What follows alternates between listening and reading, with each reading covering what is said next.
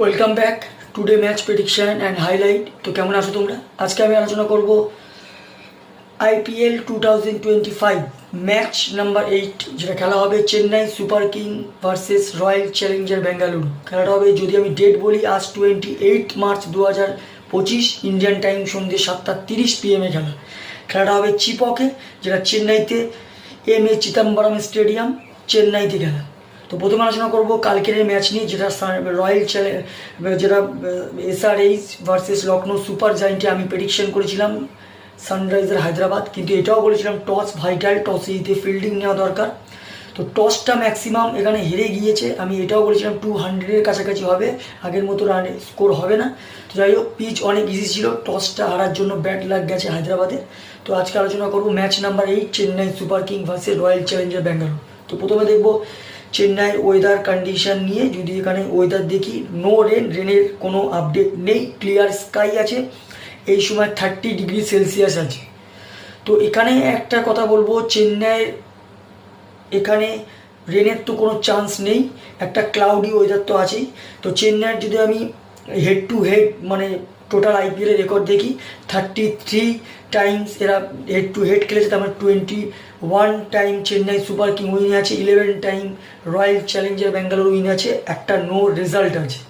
তো ম্যাক্সিমাম টাইমটাই Chennai super king win হয়ে আছে।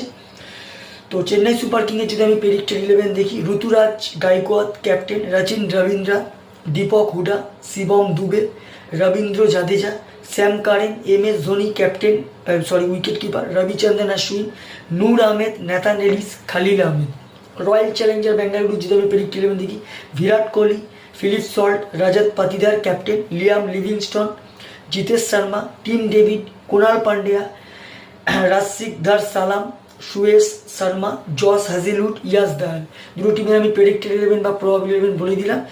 দুটো টিমের এখানে যদি লাস্ট ম্যাচ আমি ক্যালকুলেশন করি, Chennai super king last match win হয়ে আছে, আর royal challenger Bengaluru last match win হয়ে আছে। তো দুটো টিমই লাস্ট ম্যাচ উইন হয়ে আছে, এটা অ্যাডভান্টেজ হয়ে আছে, যে জিতবে আজ টানা দুবার জিতে যাবে। চেন্নাই সুপার কিংয়ের হয়ে লাস্ট ম্যাচ সব থেকে হাস্যকর রচিন রবীন্দ্রা 65 রান। আর যদি এখানে বলিং পারফর্ম দেখি, সব থেকে উইকেট টেকার বল করে নূর আহমেদ, 18 রান দিয়ে 4 উইকেট নেয়। Royal challenger Bengaluru last match win হয়ে আছে। রয়্যাল চ্যালেঞ্জার বেঙ্গালুরু লাস্ট ম্যাচকে কলকাতা নাইট রাইডার্সের সাথে খেলেছে, সব থেকে হাই স্কোর করে Virat Kohli 59 run not out. আর যদি বলিং পারফর্ম দেখি, সব থেকে উইকেট টেকার বল করে কুণাল পান্ডিয়া 29 রান দিয়ে 3 উইকেট নেয়।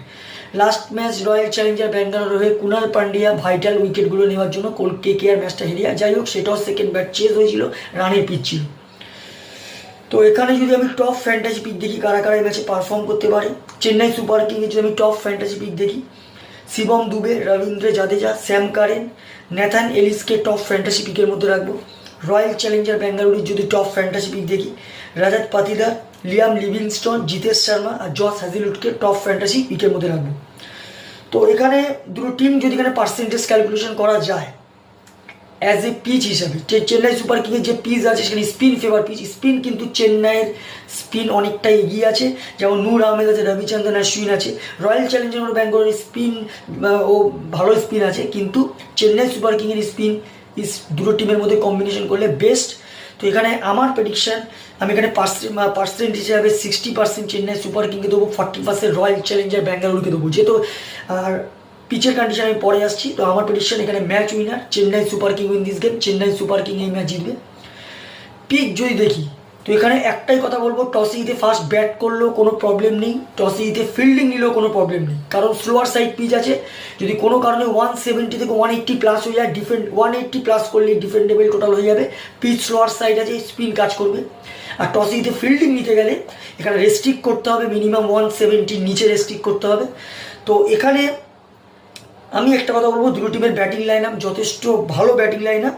তো এখানে যেহেতু বলিং এখানে একটা অ্যাডভান্টেজ ক্রিয়েট করবে, তো এখানে একটা কথা বলবো, টসে জিতে ফার্স্ট ব্যাট করা উচিত, রানের দিকে যাওয়া উচিত, কারণ দুটো টিমের ব্যাটিং লাইন আপ যা 170 থেকে 180 করা কোনো ব্যাপার না। তো একটাই কথা বলবো, টসে জিতে ফার্স্ট ব্যাট করা উচিত।